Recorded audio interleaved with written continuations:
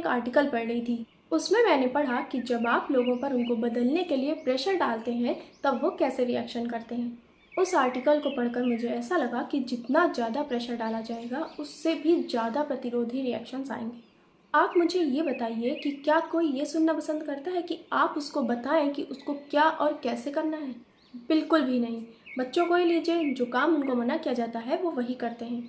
इन प्रतिरोधी रिएक्शंस ने मुझे सोचने पर मजबूर कर दिया कि आखिरकार प्रेजुडिस, स्टीरियोटाइप्स, किसी व्यक्ति के मन में किसी जाति या धर्म को लेकर जो गलत धारणाएं बनी हुई हैं, गलत बिहेवियर, ये सब आखिर कैसे बदला जाए। हेलो एवरीबॉडी, मैं हूँ शैलजा त्रिपाठी। आज हम साइकोलॉजी के एक ऐसे कॉग्निटिव बायस के बारे में जानेंगे जिसको अभी तक मैं बुरा समझती थी, पर इसकी हेल्प से पॉजिटिव चेंज भी लाया जा सकता है। इस कॉग्निटिव इफेक्ट को हम बैकफायर इफेक्ट के नाम से जानते हैं। बैकफायर इफेक्ट जहां लोगों को उनकी गलत धारणाओं, मान्यताओं, वैल्यूज, पूर्वाग्रह के अगेंस्ट प्रूफ दिए जाते हैं, लेकिन वो उन सबूतों को स्वीकार नहीं करते बल्कि वो अपनी ही बात को और मजबूती से पेश करते हैं। आमतौर पर आप देखेंगे कि बैकफायर इफेक्ट किसी की सोच को बदलने के लिए एक हर्डल की तरह काम करता है। इसमें व्यक्ति की आंतरिक प्रेरणा और उसकी ऑटोनॉमी यानी कि उसकी स्वायत्तता को ध्यान में रखकर आपको उसको गाइड करना चाहिए। अगर आप पेरेंट हैं तो अपने बच्चों को या अपने टीनेजर्स को गलत काम करने से रोकने के लिए उन्हें ये सब ना बोले कि मैं तुम्हारी उम्र का था तो मैंने क्या क्या अचीव कर लिया था, मैं कॉलेज में टॉपर था तो मैंने कभी फैमिली के बगैर आउटिंग नहीं करी तो तुम्हें डेली दोस्तों के साथ बाहर जाना होता है। अगर आपने इस तरीके से अपना कन्वर्सेशन स्टार्ट किया है तो आपको सिर्फ बैकफायर इफेक्ट ही देखने को मिलेगा। किसी तरीके का कोई पॉजिटिव बिहेवियर आपका बच्चा नहीं दिखाएगा। अगर आप किसी को गलत काम या गलत धारणाएं जो उसने बना रखी हैं उनसे बाहर निकालना चाहते हैं, आपको अगर लग रहा है कि ये बच्चा या इंसान मेंटली उन्हीं थॉट्स में उलझता चला जा रहा है, पर अगर किसी भी तरीके का उसको सजेशन दिया जाता है तो वो बैकफायर करता है, तो आप इन 7 बातों को ध्यान में रखकर उससे बातचीत शुरू करें। पहला एलिमेंट है एक्नॉलेज रेजिस्टेंस, प्रतिरोध को स्वीकार करें। आपके कुछ बताने पर अगर वो बैकफायर कर रहा है तो उसके प्रतिरोध या रेजिस्टेंस को इम्पोर्टेंस देकर आप उसको ये बताने की कोशिश करें कि क्या सही है। Second element is the focus on autonomy, मतलब कि स्वायत्तता पर ध्यान दें। आप उस इंसान या बच्चे को मल्टीपल ऑप्शंस दें, उसे अपनी सराउंडिंग्स को एक्सप्लोर करने को कहें, उसे क्या करना है वो खुद चूज़ करे, उसको अपनी डिसीजन लेने के लिए आप जोड़ दें।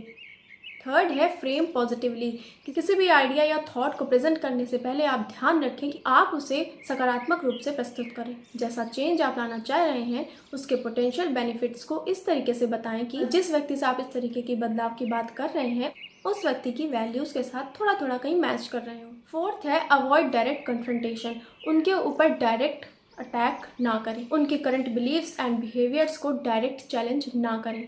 आप उनको किसी एग्जाम्पल की हेल्प से समझा सकते हैं। 5वें नंबर पे आता है प्रेजेंट इन्फॉर्मेशन जेंटली, जानकारी को थोड़ी सी सौम्यता के साथ प्रस्तुत करें।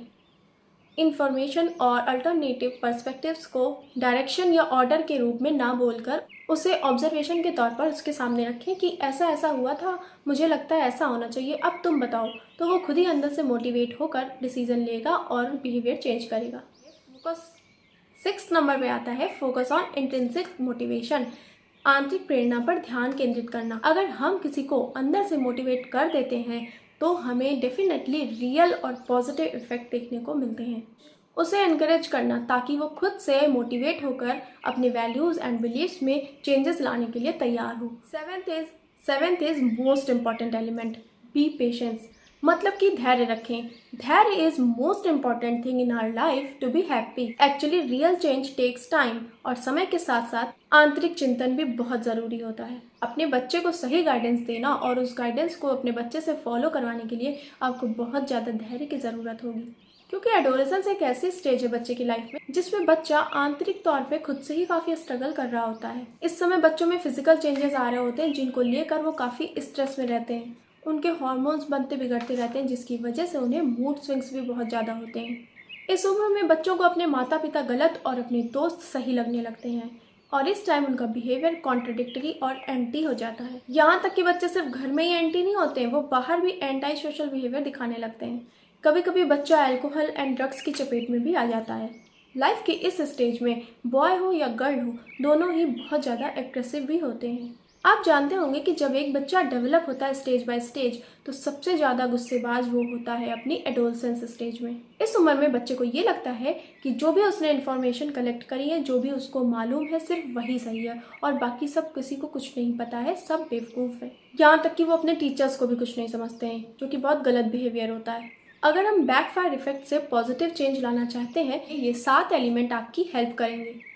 And now it's turn to be patience and eliminate prejudice and misconceptions. मिलते हैं नेक्स्ट वीडियो में। Stay aware, stay healthy.